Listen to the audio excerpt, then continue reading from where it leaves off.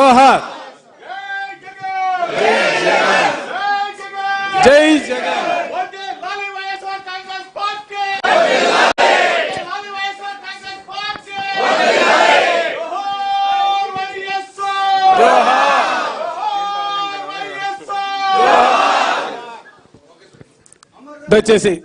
దయచేసి ఈ పక్కన వాళ్ళందరూ కూడా కూర్చోవాలి. ఇకెళ్ళి కూర్చోండి అమ్మా, కూర్చోండి. మీటింగ్ ఆ పక్క కూడా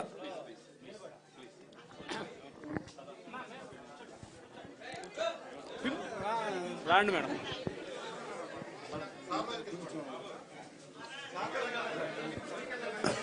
డాక్టర్ వైఎస్ రాజశేఖర రెడ్డి గారి గురించి ఇప్పటి వరకు కూడా మనం ఏబీలో చూసాం. ఆ రోజున ఆయన ముఖ్యమంత్రిగా పదవీ కాలం కొనసాగించినటువంటి పరిస్థితుల్లో ఈ రాష్ట్రంలో ఏ కార్యక్రమాలు తీసుకున్నారన్న అంశాలని ఆ రోజు కాంగ్రెస్ పార్టీలో ఉన్నటువంటి పెద్దలు మాత్రమే కాదు, దేశంలోనే వివిధ రాజకీయ పార్టీల్లో నాయకులుగా కొనసాగుతున్నటువంటి అనేక మంది పెద్దలు రాజశేఖర రెడ్డి గారి వ్యక్తిత్వాన్ని, రాజశేఖర రెడ్డి గారి పరిపాలనా దక్షతని, రాజశేఖర రెడ్డి గారు చేసినటువంటి కార్యక్రమాలన్నింటినీ కూడా వివిధ రంగాలకు సంబంధించినటువంటి పెద్దలందరూ కూడా వేనోళ్లతో పొగిడినటువంటి సందర్భాన్ని కూడా మనం చూసాం. మీ అందరికీ కూడా తెలుసు, ఆంధ్ర రాష్ట్రానికి స్వాతంత్రం వచ్చిన తర్వాత రాజశేఖర రెడ్డి గారు ముఖ్యమంత్రిగా పరిపాలన పగ్గాలు ముందు కాలాన్ని ఆయన పగ్గాలు చేపట్టిన తర్వాత ఈ రాష్ట్రంలో జరిగినటువంటి అభివృద్ధి కార్యక్రమాల్ని ఇవాళ ప్రతి ఒక్కరు కూడా గ్యాప్ని తేడాని కూడా ఇవాళ ప్రతి ఒక్కరు కూడా ఇవాళ మాట్లాడుకున్నటువంటి సందర్భాలు కూడా మనం చూస్తూ ఉన్నాం. ఈ సందర్భంలో డాక్టర్ రాజశేఖర రెడ్డి గారు ఏ కార్యక్రమాన్ని తీసుకున్నా కూడా ఆ కార్యక్రమంలో నిబద్ధత ఉండేది, ఆ కార్యక్రమంలో పేద ప్రజలకు ఉపయోగపడాలనే ఆలోచన కలిగినటువంటి వ్యక్తిగా ఈ రాష్ట్రంలో అనేకమైనటువంటి కార్యక్రమాలని తీసుకొని ముందుకు సాగినటువంటి పరిస్థితులు కూడా ఈరోజు మనం అందరం కూడా గుర్తు తెచ్చుకుంటా ఉన్నాం. నేను ఒకే ఒక విషయాన్ని మీ అందరూ కూడా చెప్పదలుచుకున్నా.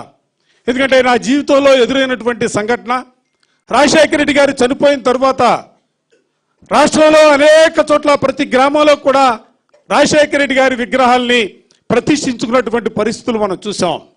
ఆ కార్యక్రమాల్లో భాగంగా ఎప్పుడో 15 సంవత్సరాల క్రితం వినుకొండ ప్రాంతంలో విట్టంరాజు పల్లె అనే గ్రామంలో రాజశేఖర రెడ్డి గారి విగ్రహాన్ని ఆవిష్కరించిన తర్వాత ఆ కార్యక్రమంలో నేను కూడా పాల్గొనడం జరిగింది.